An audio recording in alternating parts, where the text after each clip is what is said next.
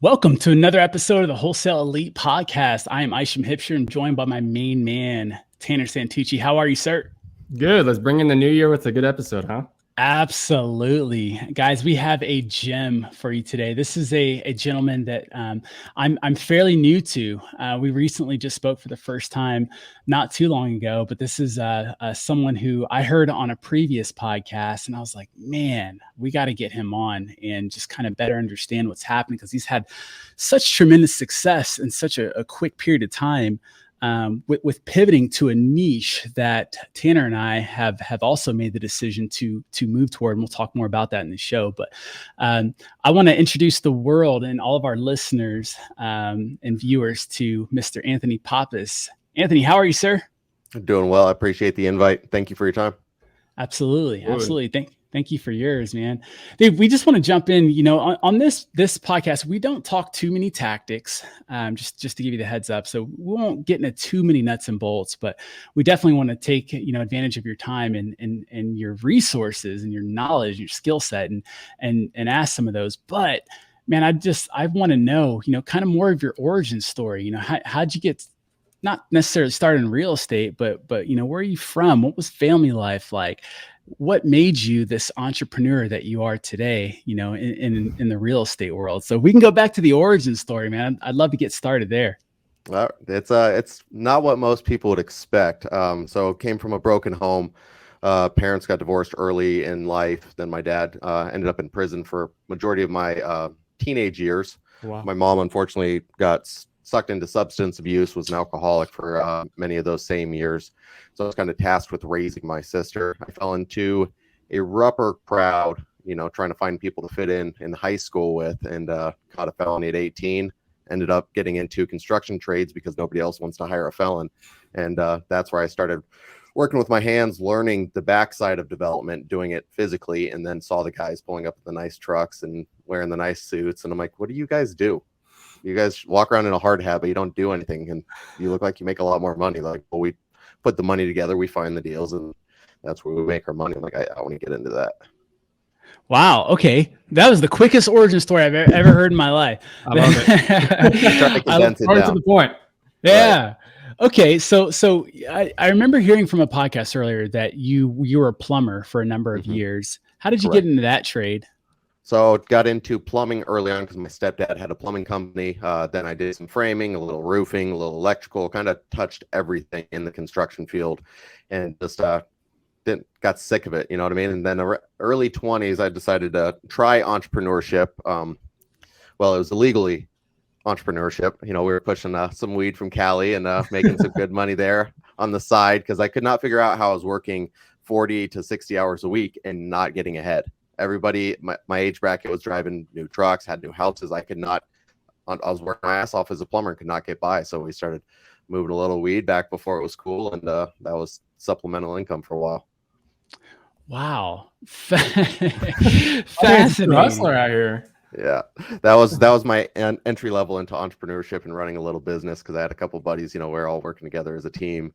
And I applied that same mentality to wholesale when I found it. Through a buddy, Trevor Bradley, who was a licensed agent. He was crushing it in real estate. I read Rich Dad, Poor Dad, not at my own choice. My fiance forced me to read it. I was like, oh, it's going to be some guru bullshit book. I'm not reading that nonsense. She's like, you're going to read this book. I said, all right, we'll read it. It's like, oh, real estate's where it's at. Hit up Trevor. He was crushing it, doing single family transactions. And I was like, I need to get into real estate. He's like, how much money do you have? I'm like, I don't have any money. He's like, well, you need money. I was like, Rich Dad, Poor Dad said no money.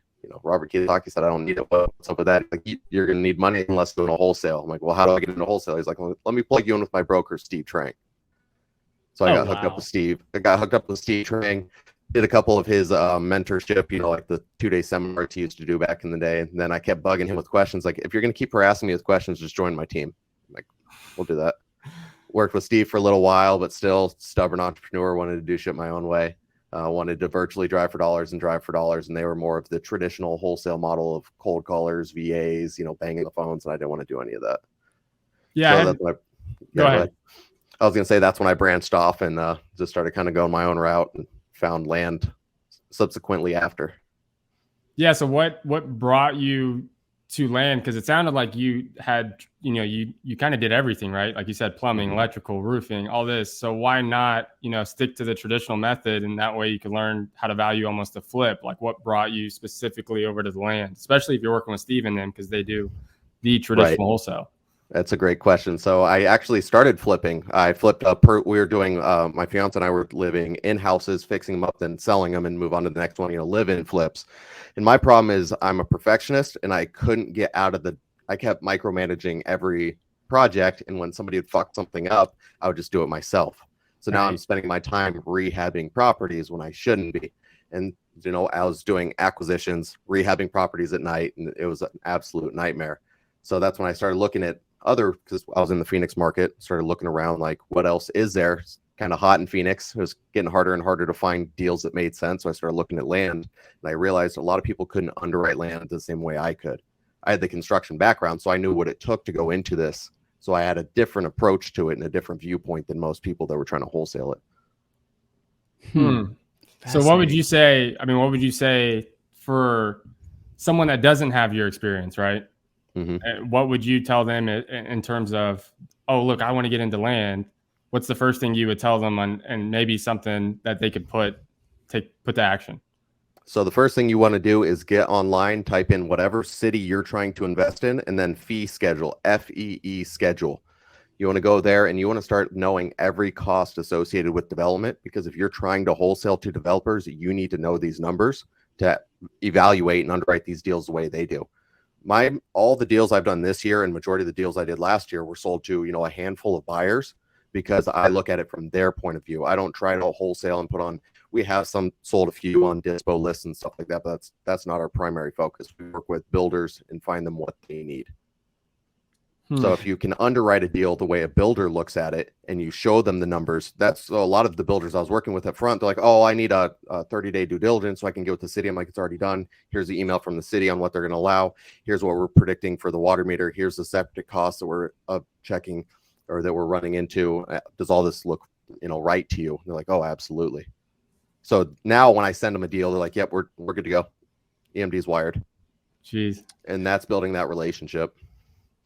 From the time you guys started doing land to the point to where you're at now, because, we've listened to a lot of land, podcasts from guys that do land, and they do things completely different from the way that you and your company does it. It seems like they're running comps off, other sold lots and whatnot. Whereas you guys are approaching this based on, what the builder could actually buy this for. So you'd be leaving a ton of money on the table if you did this the traditional way. How did you learn to go to pivot into this, arena?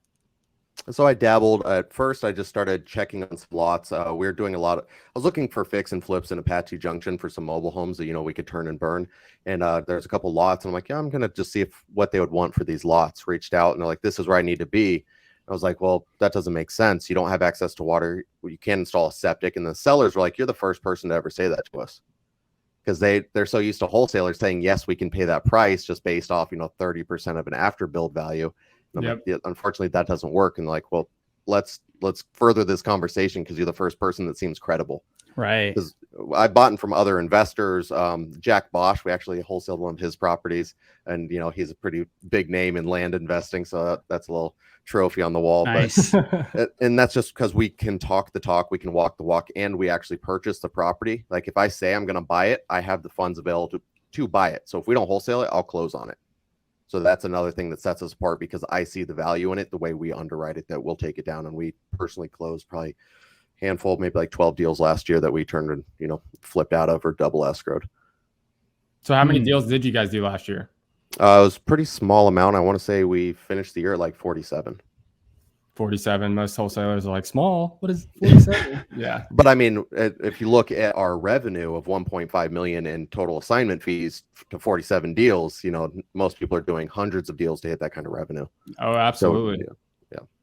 So is that where you see is that where the more value comes from, is knowing how to value that from a developer's lens, rather than like Isham was saying, where most wholesalers would look at a lot and see another lot 2 blocks over and be like, oh yeah, similar square footage, that price. Right. And that's the issue, is people are trying to comp the same way realtors do, where they're like, this lot sold for that. If we take 10 grand off it, it'll sell too. But unfortunately, that's just not the way land works. You may find an end buyer if it's a lot in Scottsdale that wants to build his dream home. But if you're trying to sell to a developer, they need their margins. They need their 30% profit on the back end, because they're really looking to get 20%, and then they have a 10% buffer. So you need to factor that in as well, the utilities. And when you understand it through their eyes, they're willing to work with you because they know you're not wasting their time. Like when you get on the phone with the builder, they can know right away, either you know your shit or you don't, because they'll throw out a couple little tests just to see. And yeah, as soon as they realize that you talk the talk and walk the walk, then they're willing to entertain, and it works pretty well. What are typically some of those conversations or those tests that builders throw out that could trip up some people? Right. Well, they'll be like, so what's the zoning on the lot, right? I can't tell you how many wholesalers send out a lot and they don't even know the zoning. Yep. Or they'll be like, okay, yeah, it looks good, but I'm going to need 90 days for due diligence. And like, okay, what are you looking for? And they start rambling stuff off and see if you know it. Like if you stumble on an Alta survey or Geotech or a Topo or any of those things, a phase one, they're going to know what's up. And they'll say, hey, did you get a phase one done? If you say, what's a phase one? They're like, all right, click. So knowing the due diligence that goes into these lots will help you stand out compared to a lot of wholesalers that are just trying to, make a quick buck. Because I'm trying to build long-term relationships over just a quick deal. Absolutely. Yeah. We always say it's the relationship over the deal all the time. And if I could, I want to kind of dispel some of the myths that land has over, residential real estate and wholesaling. I think a lot of people think land is easier. That's one of the things that I heard when I first started diving into land, is like people are just crushing land. Can you talk a little bit on the ease of land versus traditional wholesaling? So less competition. They are correct that it's easier as of less competition, but what you also have less of is buyers. There's less people willing to buy land than a house, because no matter what you do with the house, whether it's fix and flip, Airbnb, buy and hold, maybe you live in it and move your family into it, there's a ton of different exits. With land, it's not bringing in money until you sell it. I know there are some guys that do the creative stuff outside of town and they sell or finance it, and that's great. I know a lot of guys that crush it with that. I've never personally done that. What I do is in town, in demand lots for developers. So it is easier. If it's easier to get under contract, it's gonna be harder to sell. The harder it is to get under contract, the easier it is to sell, and the bigger the profit margin. So that's why we stay in town. I don't touch outskirts that don't have utilities. Some guys crush it with that. It's just not a business model that we've subscribed to. Have you seen a lot of, I think I remember you saying this in another podcast. I mean, have you seen the sellers? You mentioned something about the seller's a lot more transactional. What can you say? What's the difference between a land seller essentially that you've had to deal with rather than most, traditional real or single family sellers? So when I was doing single family wholesaling, it was very pain oriented. People were, going to lose the house, pre-foreclosure, tax lien, someone died. It was always so much emotion compared to land. Somebody bought it as an investment. If they can make their money, they're happy and they want to get out of it, or they bought a bad investment and they need to liquidate to get out of it. It's more transactional by nature. There, you do get some that, is passed down in the family and they have that emotional attachment to the land, but it's fewer and far in between. And I prefer the more business to business aspect of it. Now, you had mentioned earlier that your fiance had kind of forced you to read the book Rich Dad Poor Dad. Yeah. Is she into investing as well, or why did she even know about that book? So she had gotten her real estate license, and the brokerage she joined, they were all like reading the book together. She read it, and light bulb went on. So she forced me to do it. I was actually going to start a plumbing company. I was going to branch off from the company I was with, start my own. And I'm like, I don't need that. That's bad. I'm just going to sell it, find a way to bankroll it myself and start one truck and work up. And then I read the book. I'm like, oh, I'm stupid. I need debt. I need all the debt I can get.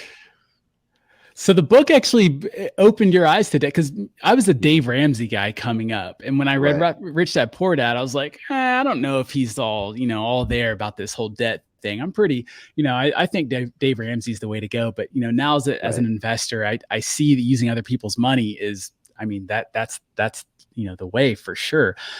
So that's fascinating that you just kind of easily made that pivot. Now you're in land, and how long have you been working specifically in land? It's been about 2.5 years now, just land. Okay. So and it's been a pretty short run. I see. Yep. And in your first year, you did 1.5 million in assignment fees. 1.2. 1.2 Yeah, the first million. full year of land was 1.2. This year that we just left is 1.5. So yeah, we were able to do a little better this year. Yeah, not where we wanted to go. We were looking to hit a little bit higher goal, but it's hard to complain. Most people don't make 1.2 million their first year of doing land. What do you think separated you from most people?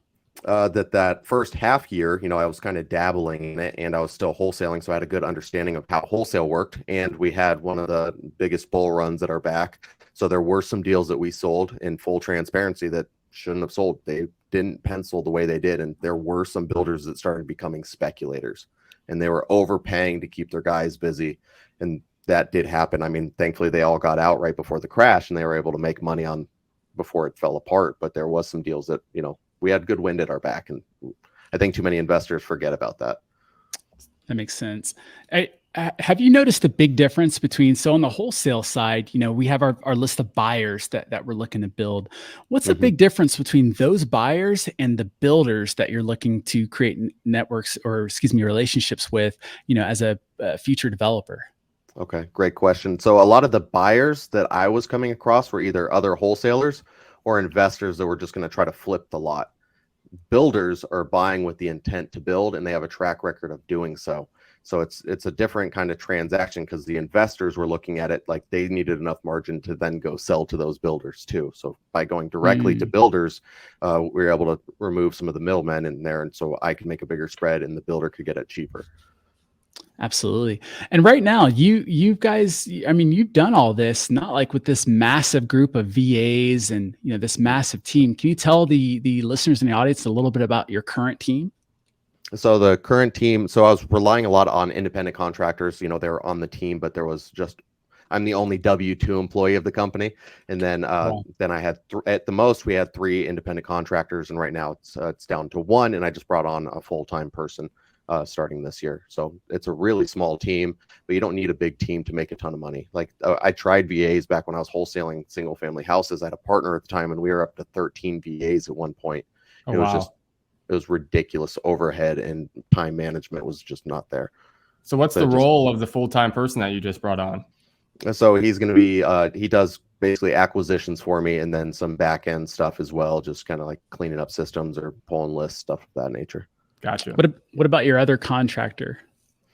Same thing, lead generation. They basically cold call, find the lead, bring it when it's contract ready, and then we take, expose the company and take it under our company name. He can also, per the contractor agreement, has some licensing agreement to use, some branding and stuff of that nature. So he can say, hey, this is who I am. I'm an independent contractor of Maverick Properties. You can go check out their website. They are who they say they are. They use my track record to help create some validation and credibility. I see. So they're not actually, they don't say, hey, I'm such and such with Mavro. They say I'm an independent contractor with Mavro. So unfortunately, we were having them say with Mavro, but just with some new IRS regulations that my CPA and attorney think is coming down the pipeline, we're going to nip that in the bud and make very clear delineation between an employee and a 1099 role. So for 1099 employees, there needs to be clear separation saying that I am, an independent contractor of Maverick Properties. I don't work for Maverick Properties. That's good insight. Thank you for that. Really good insight. I do not dabble in the gray area at all. I am black and white. If the IRS says it's not allowed, I'm not pushing that button, because I never want to get audited and be wrong and owe them a big check. So there are plenty of guys that crush it, playing that gray area. It's just not something I'm willing to risk on this journey. Yeah. So speaking of kind of backtrack just a hair. Speaking of, since the market, like you said, kind of crashed, essentially, the floor kind of came out, or at least it's still coming out. What adjustments have you guys made in your company to kind of eliminate maybe some mistakes or maybe not so much mistakes, but just eliminate and change the changes and adaptations that you've had to make with the way the market is now? It's a really good question. And it's back to underwriting deals appropriately. The numbers have to pencil. We're back to running very conservative numbers and making sure that builders on average will make their 30%, because back like in the height of it, they're happy making 20% on average. And if they could get 30, cool. Sometimes builders were happy at 10%. They're back to needing that 30% on average. If they can get 40 and things work out great. But if they can't get that 30, and at worst case, if they can make 10, because we're also looking 12 to 24 months out and projecting our numbers on what, valuations will be then. So if you're looking at a comp today and saying, oh, I can buy this lot of, it's a $400,000 lot, I can get it for 10% at 40K. That may look good, but if that house is worth 300,000 a year out, it's not looking so sexy anymore after you do utilities and all the necessary, entitlements and stuff of that nature. Very true. How are you guys looking that far out? Like what kind of metrics are you using to establish, the numbers for that timeline? A lot of estimates from bigger hedge funds try to mirror what the bigger hedge funds are doing. Obviously, they're not as aggressive as they're trying to protect capital compared to where I need to be earlier on in life, which is a little more aggressive, but I still like to use them as a baseline. Bridgewater does monthly releases where they can get their estimate on where the market's heading. You can also find BlackRock, Blackstone. They all put out a ton of data on where they think it's going. Then the Fed said, we're not stopping until we get to 2%. Which, people like Ray Dalio are saying that we're going to look probably 5.5% with the Fed rate. And while that doesn't affect mortgages as much, it does affect construction debt. So if you're going to build a property and they keep bumping that rate and your construction debt keeps going up, and the property values are coming down, you need to get that land for significantly cheaper. Awesome. You mentioned Ray Dalio just now, and I've heard you mention him on previous podcasts. Is he one of the people that you kind of lock onto in terms of wanting to learn from and learn, the investment, the numbers, right, for lack of better words? Absolutely. Yeah. So my kind of like virtual mentors, I call them, are Willink, Ray Dalio, and then those are the main two. Then Patrick Bet-David, a lot for just the way he structures his companies. Yeah, I like their approach. Alex Hormozy's great for some mindset and motivational stuff. Another successful, younger guy that's really crushing it. So those are kind of my go-to virtual mentors. And then I'm blessed to have Jesse Burrell, the owner of Batch Skip Tracing, as an in-person mentor here in Phoenix. Awesome. What was the first name you mentioned before Ray Dalio? Jocko Willink. Oh, Jocko. Yeah, Jocko Extreme Ownership. I take the whole team went to Jocko's event last year in Dallas, and we did that. And then the year before, I personally went to the one in Phoenix. That's going to be a yearly thing that we go to. All right. Did you see a massive difference before going to the event and afterwards, or what were some of your key takeaways from that, if you did? So there was, the only problem is this is where I failed, is I backed off thinking they were going to take more ownership because I saw what I needed to see. And I got so caught in the weeds of trying to put some bigger deals together that I thought monitoring KPIs and staying on top of, the numbers that were showing how people were doing. And then as a result, things started falling off. Then you have to come back in, burn up a bunch of leadership capital, and, put your foot down and say, hey, if you want to be a part of this team, these are the numbers you have to hit, and then get everybody fired back up. So building a team is it's a learning thing that I'm still trying to figure out, but it's been a fun journey. A lot of failures on my end, and as soon as you realize there's no bad team, there's only bad leaders. Yeah, it hits home a different type of way. So true. Yeah. I think the unfortunate part in leadership is there's a lot of fingers these days and not a lot of thumbs, and it's so easy to push the blame off on others. And when you do that, you pass the responsibility over to them, and then, you're out of control. And so that's phenomenal that you're learning this lesson right now, in such a young business with already, this level of success. And so, man, that's fascinating. Let me ask you, what would you say? Because, clearly you're running your business, but you're also having to work on your business. You're looking at these metrics. You're going back and doing the research with these hedge funds to forecast data. How much time do you spend working in your business versus on your business? So in the business versus on the business, so probably around 8 hours in the business daily. I still cold call. I still underwrite deals. I still send contracts. I still do all that stuff. And I feel like too many people want to get out of that role as soon as possible. And as soon as you take your finger off that pulse, if you're not making those calls, good luck helping someone that's struggling with getting their sales up. If you're not getting beat up on the phones and knowing what they're going through, it's gonna be hard for you to relate anymore because you get desensitized and detached from it. And then I don't really have any hobbies other than this and jujitsu, which takes up, an hour a day, few days a week, but I spend another 2 to 3 hours at night working on the business and trying to figure out where we can improve. Phenomenal. Sometimes I envy you guys with no kids. Like, gosh, man, that's fascinating, man. Okay, so when you were coming up in land, you mentioned all Jocko, Ray, PBD, Alex Hermosi. Was there any, and those are more virtual guys, was there any one that you kind of locked arms with and learned from either in your local market or like a mentor that actually knew your name and you can communicate and, pass back Q&A with?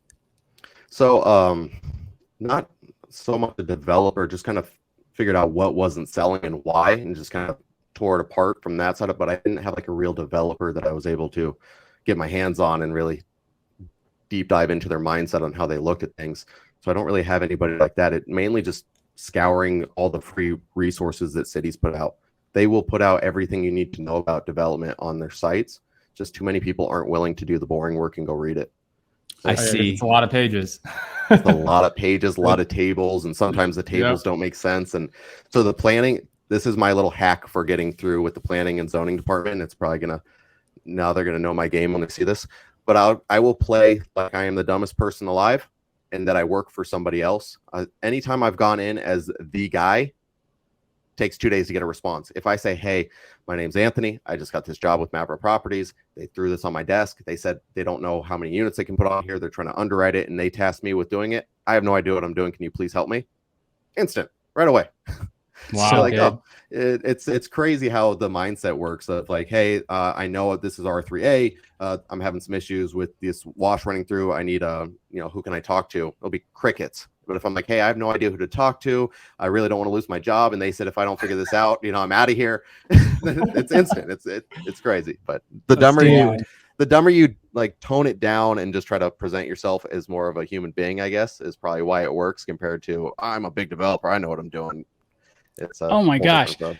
Yeah, I'm so glad you said that. That it's fascinating because it's something that really helped me. We're almost a year into this, but when I first got started, just having a little bit of humility and now at the time I really didn't know anything, and so I was going to people, but I was learning that, man, people are willing to help other people that need help.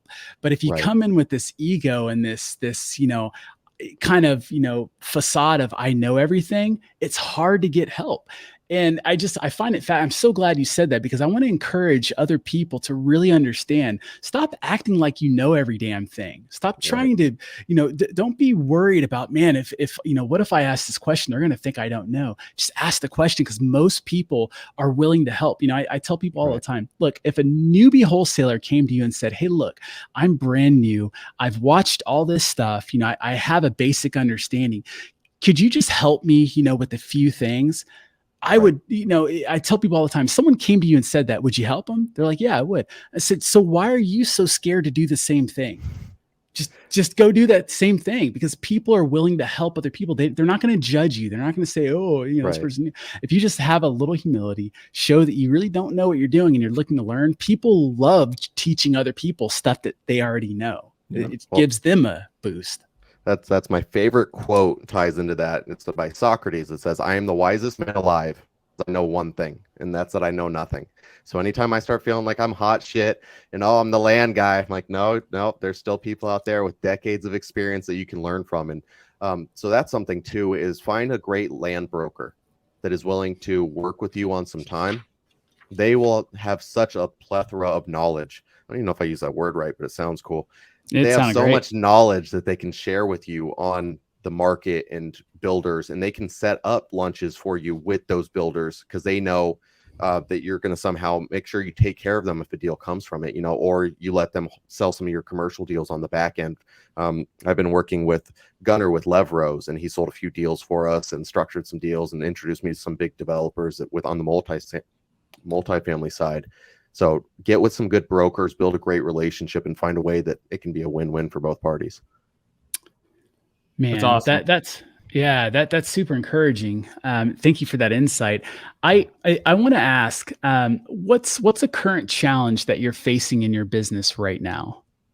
Scaling, just getting the team dialed in and trying to scale and figure out what market I want to go into next and just how we're going to kind of do what I want to do and make sure that the company's goals are the number one priority and make sure everything's being met, because I got a little distracted, spent a little bit too much money trying to put the team before the company, because I had that, you treat your team great, the company will thrive. But unfortunately, if you spend too much money on the team and putting people first, then the mission comes second, and the mission has to come first.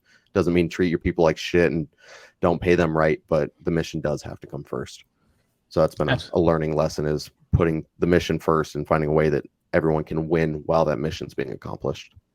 Now, you mentioned going to a potentially another market where, the market that you're in now, you can drive to places and put eyes on property. Are you going to go into a market that's out of your driving range? Yeah, it would be a total different market. I'm looking at Texas, Florida, somewhere that I can find someone reliable and trustworthy and build that relationship with somebody on the ground. So I can have somebody on the ground that can go drive by the properties and do stuff like that. Or worst case, just hire, a local agent or somebody to kind of act on our behalf in that market. I see. Very cool. Yeah. So we're virtual. Tanner lives in Oklahoma. I'm in Alaska, and our business is in the mostly, North Florida. And so that was one of the things I wanted to ask you was, what do you see some of the potential challenges being, wholesaling or excuse me, wholesaling land? Yeah, sure. Virtually versus in-house. So is it mostly just being able to get boots on the ground, or are there other challenges you think are, you're kind of forecasting? So the boots on the ground is probably my least issue that I have to struggle with, because I've done a really good job of getting the brand out there. So I've got some people in different markets already. It's learning all the new zoning codes, how the land development process goes, what type of builders are in the area, who is the trusted builders in the area, and kind of reverse engineering all that. Because once again, it is pages on pages on pages of stuff you have to study. Florida, for example, we're looking at Orlando, and there was a 40% retention basin for storm runoff. Phoenix is 5 to 15%. So that 40% was a big hit for this one property we were looking at, and that killed unit density for a larger development play. So it's just getting up to speed on all the local codes and the dynamics of that new market. I see. What kind of research did you guys do to land on Orlando as a market as opposed to anywhere else in Florida? I'm checking out, Florida up and down. It's migration reports, what industries are there, what the projected market's looking like, and then what markets are depreciating the least is another thing that I'm kind of keeping an eye on, see who's not getting hit, because those will also be the markets that didn't appreciate the most, so they kind of were slowly rising. Orlando kind of got pretty parabolic, but it seems like it's having a little bit softer of a landing. Understandable. Okay. What if you've got a new wholesaler, a new investor who's coming to you and they're saying, "Hey, Anthony, look, I started wholesaling in, just just flipping properties and whatnot. And I'm thinking about making the transition over to land. What advice or guidance do you have for them?" Start with that city site, know the fee schedule like the back of your hand, know the process from start to finish, what a developer is going to have to do, and then start calling developers. I always work backwards. I will go find my buyers first, and I try to get 3 to 5 of them looking for the same thing, because I've been burned where someone said, "I need this, you find it for me, I'll buy it for sure." And hey, I've got it right. Oh, well, we just picked up another project, and now it's a scramble and it's blasted everywhere, an absolute nightmare. But that literally just recently happened to me. So, yeah. I work backwards. I go build, 3 to 5 is the preferred minimum for the area. And if I can't find 3 to 5 builders in that area, it's not an area I want to be in. So that's another thing. Go ahead. Are you finding it challenging, or did you find it challenging to look for builders without a deal in hand? So yes and no, because they're like, "Well, what do you have for me to look at?" I don't have anything right now. And that can be difficult. But when you call and say, "Hey, here's the deal. I'm coming into a new market. We've been successful in these 3 other markets. We have made other people such and such money, and that's what I'm looking to do here. These are the questions I need to have from you if you want me to bring you good deals. Are you willing to answer, 8 questions for me real quick? And then if not, I completely understand. I want to work with builders that are willing to have that open dialogue." Yep. Absolutely. And if you're like, "Well, why don't you have any deals right now?" Because they sell. I price them right. If I have a deal and I send it to you, you have about 3 hours to respond before it's gone. Not trying to sound like a cocky, arrogant prick, but it's the truth. And you will see when I send you a deal with a PDF printout of why it's a good deal, you'll see why this relationship can work out. Yeah, so that's a good point. So if your PDF breakdown, I mean, what's that PDF look like essentially? Like what's all entailed or in that? Am I able to share a screen? I know we've got some audio viewers, but for the people watching us on the Yeah, screen, that'd be fascinating. Let me click this little button and see what that Right. does. let me see. You're the first one that's asked to share, so there's a mini clap to you. There Yeah, you go. no kidding. Yeah. Let's see if I can figure out how to share. I'm not figuring out how to share. Any guidance here? Present. you, There we go. Did you see present? There you Yeah. go. All of Share our screen. listeners, you're going to want to go to YouTube and check this out. All right, let's see. So this is my quick back of the napkin for single family. Okay, So I basically do have your property address. You got your lot size, lot price. This is where I start with, whatever the seller wanted. So I actually just filmed a video on this and the breakdown of it that'll be coming out relatively soon. Closing costs, final lot price, 40% is the total allowable buildings for the city of Phoenix. So I factored that in. Then, any square feet that you needed, like the garage, and it factors all that in. Total build cost, total build cost, and then I factor in the construction debt. So many wholesalers don't factor in the cost of debt. Many builders aren't doing this out of pocket. They are using debt. So when you don't factor that in, they have to. Now, if you find a builder that's like, oh, I'm self-funded, we're good, I don't do any debt, then obviously you can zero that out and that'll make deals sexier. And the nice thing about this spreadsheet, this will all be available pretty soon. I'm going to put it on the website. We're working on some back end stuff to make it work, but pretty soon at like Mavro Academy, maveroacademy.com, it'll be available where you just go in and plug it in on a site, kind of like I think Bigger Pockets had a similar calculator for fix and flip. So we're going to have this open just because I really want to. My goal is to get bad offers out of the market. That is my now driving force, because I see so many sellers get burned by wholesalers thinking that they lock it up for 60 days, can't sell it. The next wholesaler locks it up and they get it in their mind because 3 people told them it's worth $100,000 that it is, when it's really, $40,000 best case scenario. Yep. So I'm trying to help educate people so that better offers get put out and more deals get done. This spits out our average sale price if it were built today. But then down here, we do a projection. So market projection for this market I was looking at was, we're projecting 25% over the next 18 months. So then it starts spitting out these updated numbers for me.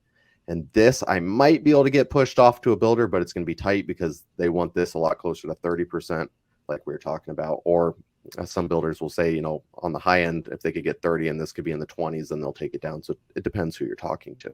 Right. But yeah, this is my quick back of the napkin calculation for that's beautiful. When I'm looking at these lots. I'm like a kid in the candy store right now trying to read it all and soak it in. Yeah, and so these are the major things that most people overlook is the grading. What's it going to cost to make that lot flat and usable?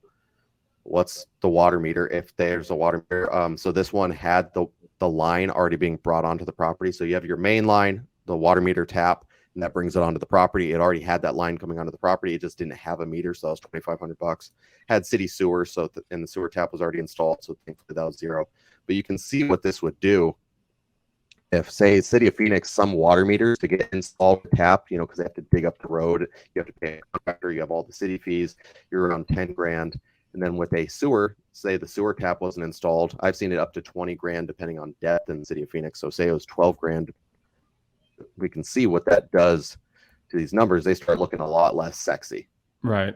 So when people aren't taking those numbers into account, and the other thing is impact fees. Impact fees can get expensive. There are parts of Arizona where it's 18, 20 grand, per dwelling. So it can get wild with impact fees. So so finding areas too, like the apartment that we're doing right now, the 10 unit I'm putting up was in an area with 0 impact fees. So that was the reason why it looked so attractive, because there were no impact fees on it, which is going to save me a bunch of money for on the back end.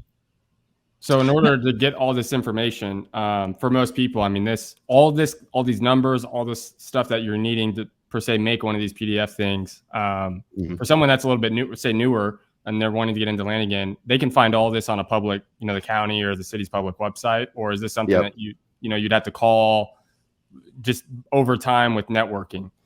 So yeah, city of fee schedule, and it should take you to it. Majority of them put it out there so that you know what it's going to take. If not, get with the planning and zoning or planning and development department of that city. And worst case, I will even call plumbing companies and say, hey, I'm looking to install a water meter. Is that something you guys do? Yes, it is. Okay, what's the average I'm going to be looking at in Tulsa for a water meter? And if they install water meters, they're going to have a general idea for you, or maybe a general contractor. You're going to find somebody that'll know. It will take some upfront work, but you'll start to dial it in.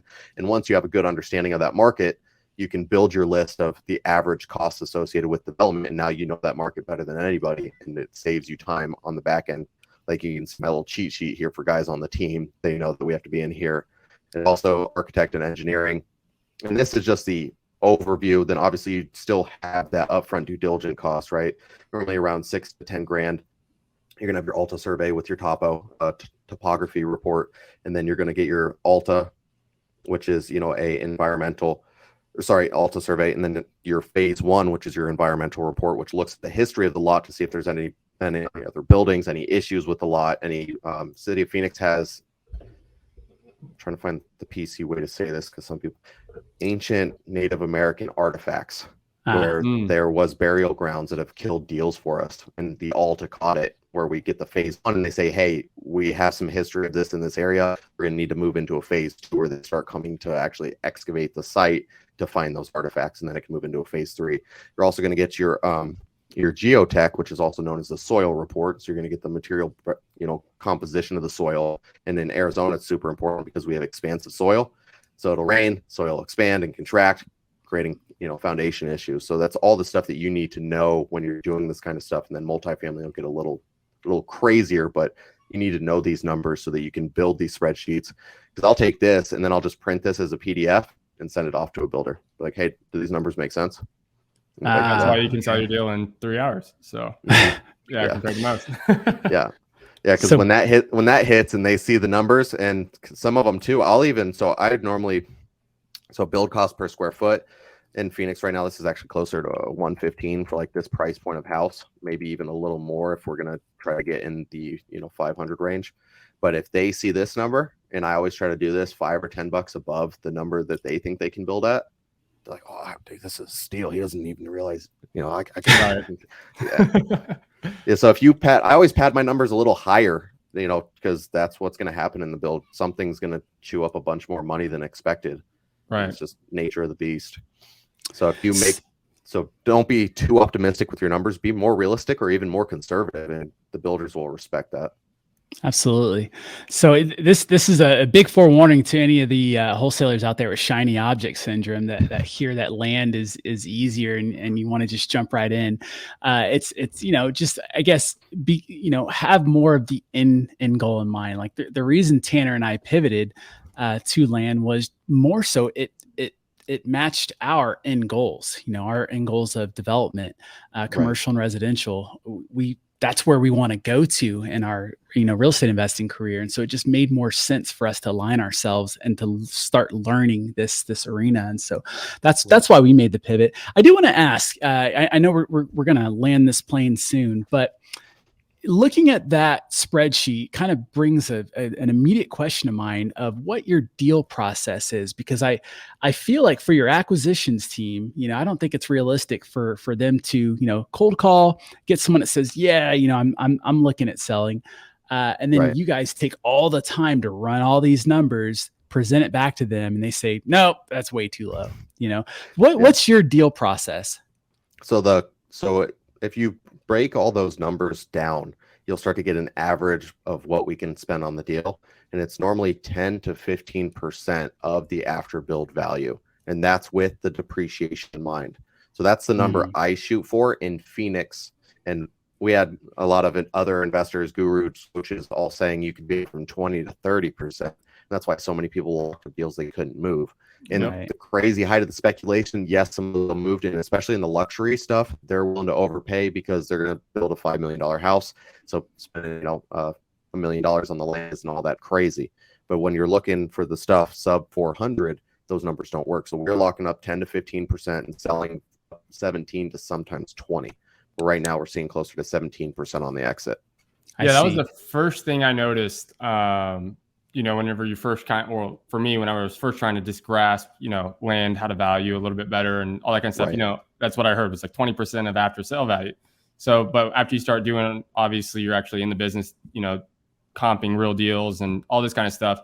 That's one of the first things I realized was, that percentage of ARV is kind of bullshit. It really is. Cause Right. most of the time I was seeing way less than 20% of after sale. Mm-hmm. Like if you were just to throw that in the calculator, and you could see kind of what all these builders in the neighborhood are buying these lots at, they were well below 20%. And then like you were just saying, the luxury or, higher end ARV, properties that resell were going over 30% in some cases and of where we're at in Florida. So I'm glad you also had pointed that out because that's reassuring. And I was telling another wholesaler that recently that reached out to me asking a little bit more about the land thing. And they asked me about that 20%. And I go, don't even use that. I was like, cause it's very subjective and by deal case. So I was like, please don't just use 20% because you're going to get a lot of deals wrong. So you and to piggyback off that, you could use the 20% if that's going to be your starting point for the sale price of what a builder will pay. Now remove all those utilities. Now remove all those fees. Now remove all that due diligence work, and then you'll land at a closer to true number. And I've had some people be like, well, I ran the numbers your way. I got to buy the lot for $5,000. And I jumped and looked at their market and like, yeah, you see this builder paid $5,000, that one paid $7,000, and that one paid $3,500. That's where it needs to be. And I know that's not sexy. People saw on Zillow that their neighbor's lot sold for $35,000. But if you go poll who paid $35,000 is just some random person. Now, there could be a niche there where you build a website that pulls in data from people that want to build their dream homes.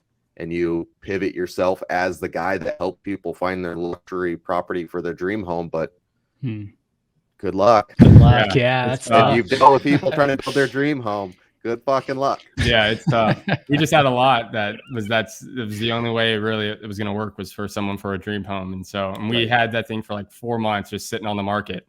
And yeah, it was like, I was like, yeah, that's not the kind of way I want to go. I was like, where are the developers at? They're a little bit easier to work with in that regard where things move a lot quicker. So, they really I also really like that analogy almost again for someone that would be coming over from your traditional wholesale, where you said, use that 20% as the starting number, and then subtract almost, break it down from there, utilities on down the line. Like I've never heard of someone say that before, so that was pretty cool as well.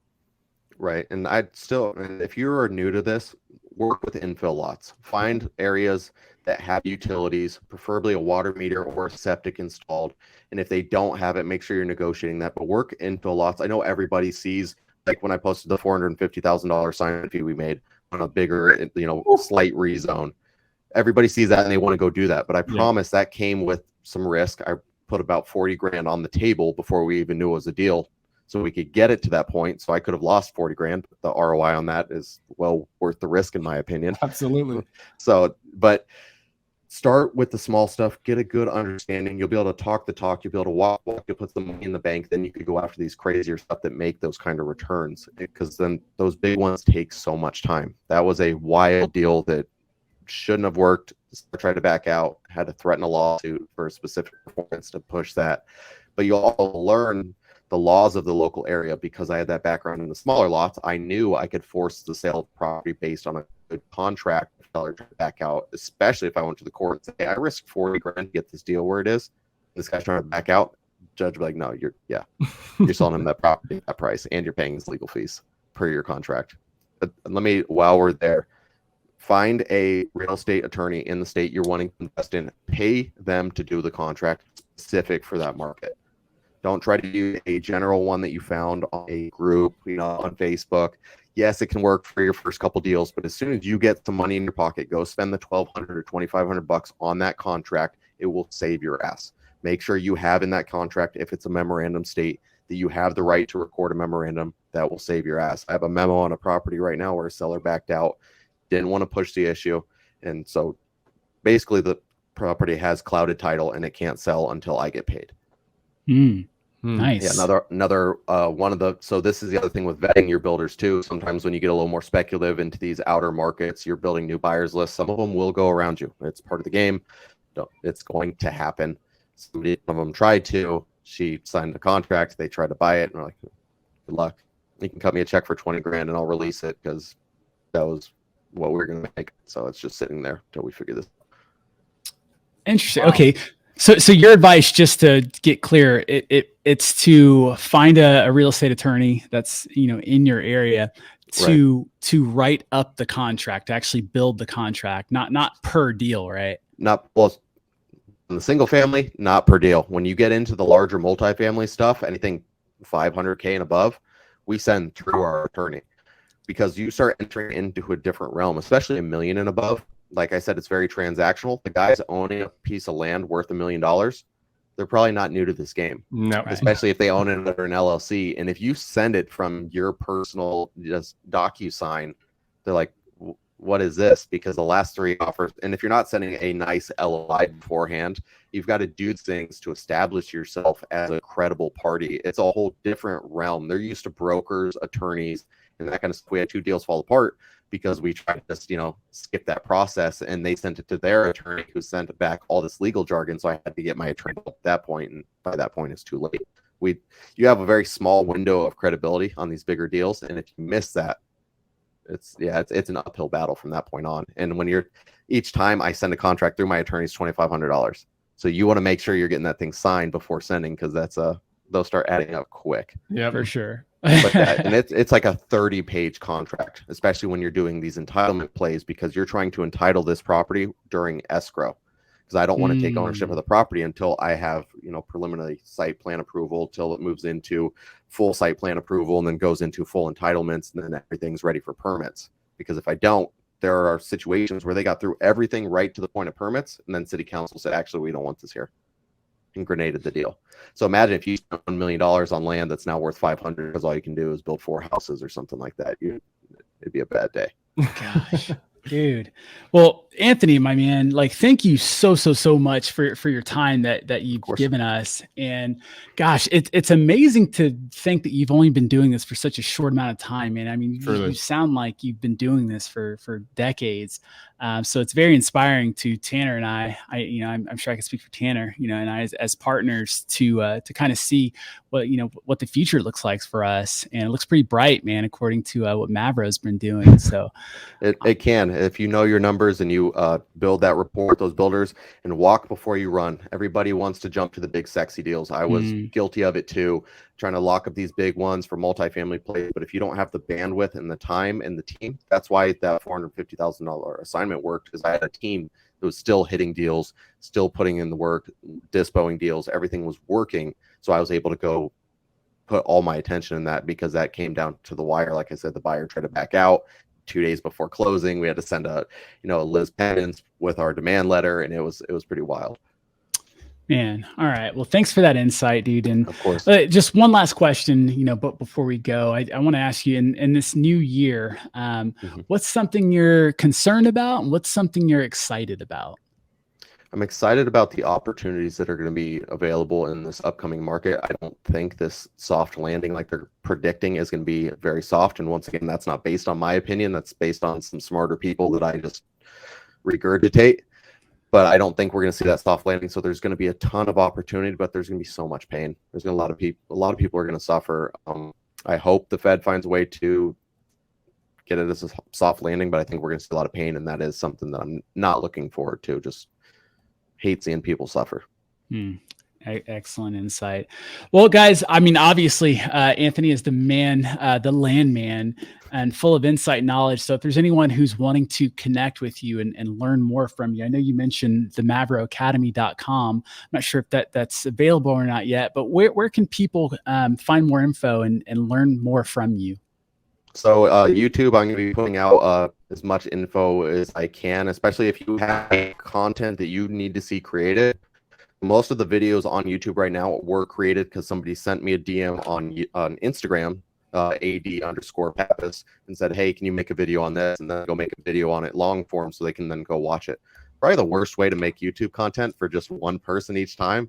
But I feel like then there might be other people that have that same question, so then they can find it. Like I recommend to everyone, if you don't know how to look at single family due diligence, there's a video on it. It walks you through what each thing does, what it means, and why it's important. And it was like my second video, so it is trash.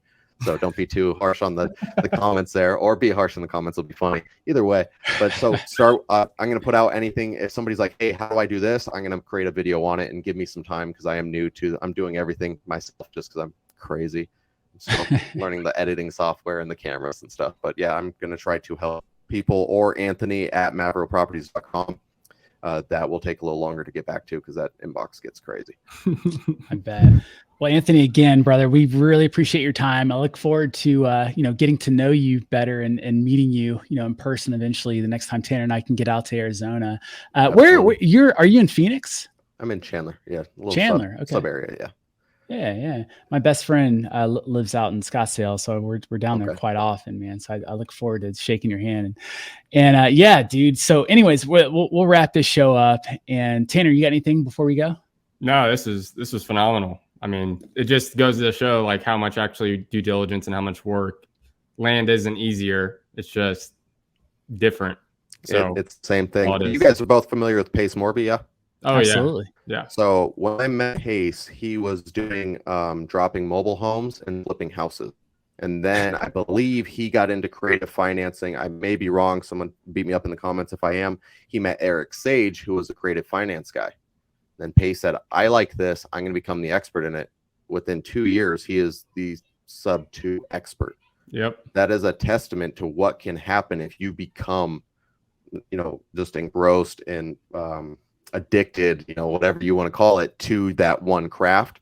You can go very quick. You can level up fast if you put in that work and stay up late, grind and read and do all the things that nobody wants to do. You can become that, go-to expert in your market. And I'm kind of a testament to that same type of mentality of, absolutely. If I don't have an answer, I need the answer so that I can, have it for other people.